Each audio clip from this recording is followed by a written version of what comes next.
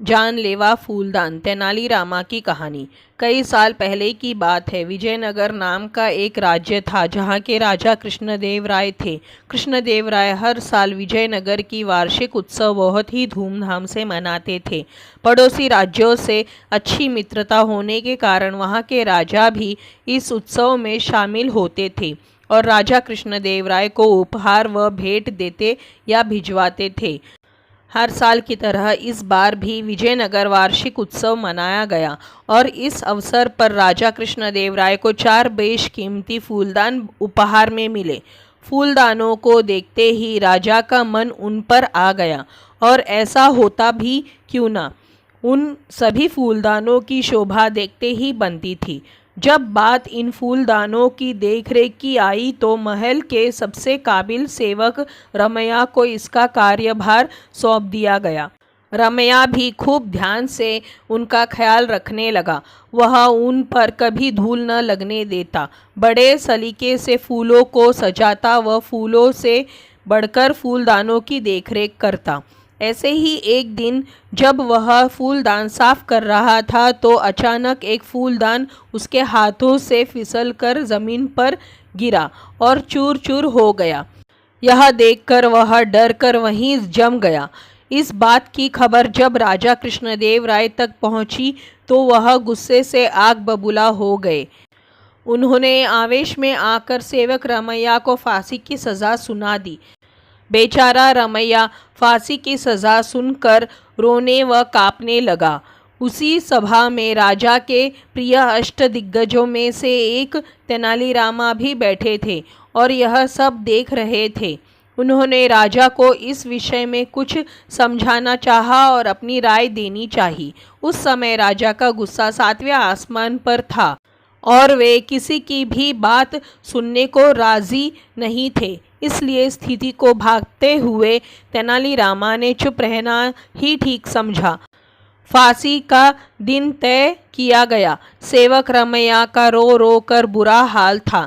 ऐसे में जब तेनालीरामा रमैया से मिलने के लिए गए तो रमैया उनसे अपने प्राणों को बचाने की गुहार लगाने लगा।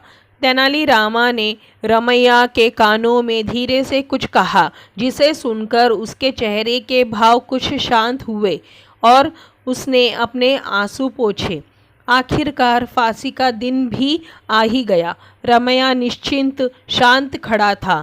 फांसी देने से पहले रमैया से उसकी आखिरी इच्छा पूछी गई। रमैया ने झट से जवाब में कहा कि वह मरने से पहले बचे हुए 3 फूलदानों को एक अंतिम बार देखना व छूना चाहता है। सभी को उसकी यह इच्छा सुनकर बहुत हैरानी हुई। आदेशानुसार 3 फूलदानों को मंगवाया गया। रमैया ने पहले सभी फूलदानों को निहारा, उन्हें धीरे से उठाया और एक एक करके सभी फूलदानों को ज़मीन पर पटक दिया, जिससे वे टूटकर बिखर गए। राजा यह देखकर गुस्से से लाल हो गए और उन्होंने रमैया से पूछा, मूर्ख, तेरी इतनी हिम्मत, बोल तूने ऐसा दुस्साहस क्यों किया?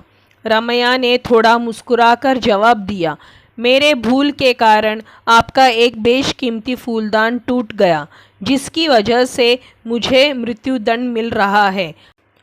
अगर भविष्य में किसी सेवक द्वारा ये 3 फूलदान गलती से टूट जाते हैं तो मैं नहीं चाहता कि उन्हें भी मेरी तरह मृत्युदंड मिले और ये दिन देखना पड़े। इसलिए मैंने स्वयं ही बाकी बचे हुए फूलदानों को तोड़ दिया। यह सुनकर राजा का गुस्सा शांत हुआ।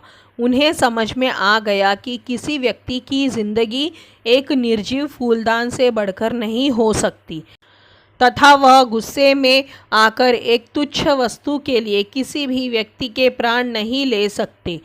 उन्होंने सेवक रमैया को उसकी गलती के लिए माफ़ कर दिया। साथ में खड़े तेनालीरामा यह सब देख मंद मंद मुस्कुरा रहे थे। राजा ने रमैया से पूछा कि तुम्हें ऐसा करने को किसने कहा था? रमैया ने राजा को सारी बात बताई कि ऐसा तेनालीरामा ने उसे करने को कहा था। यह सुनते ही राजा ने तेनालीरामा को गले से लगा लिया और कहा, तेनालीरामा, आज तुमने मुझे बहुत बड़ी भूल करने से बचा लिया और साथ ही एक काबिल सेवक की जान भी बचा ली। आज की इस घटना से मुझे यह समझ में आ गया कि मनुष्य को गुस्से में आकर कोई भी फैसला नहीं करना चाहिए तथा किसी भी जीव के प्राण किसी वस्तु से कहीं बढ़कर है। इसके लिए शुक्रिया तेनालीरामा। कहानी से सीख। इस कहानी से हमें दो सीख मिलती है।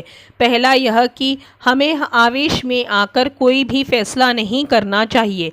गुस्से में लिए गए फैसले अक्सर गलत साबित होते हैं। दूसरा यह कि किसी भी वस्तु के लिए हमें किसी इंसान के जीवन को खतरे में नहीं डालना चाहिए। किसी भी वस्तु का मोल किसी इंसान की ज़िंदगी से ज़्यादा नहीं हो सकता। तो दोस्तों, ये थी तेनालीरामा की कहानी जानलेवा फूलदान। आपको कैसी लगी? अगर अच्छी लगी हो तो इसी तरह की कहानियों के लिए चैनल को सब्सक्राइब करें, वीडियो को लाइक करें, शेयर करें। धन्यवाद।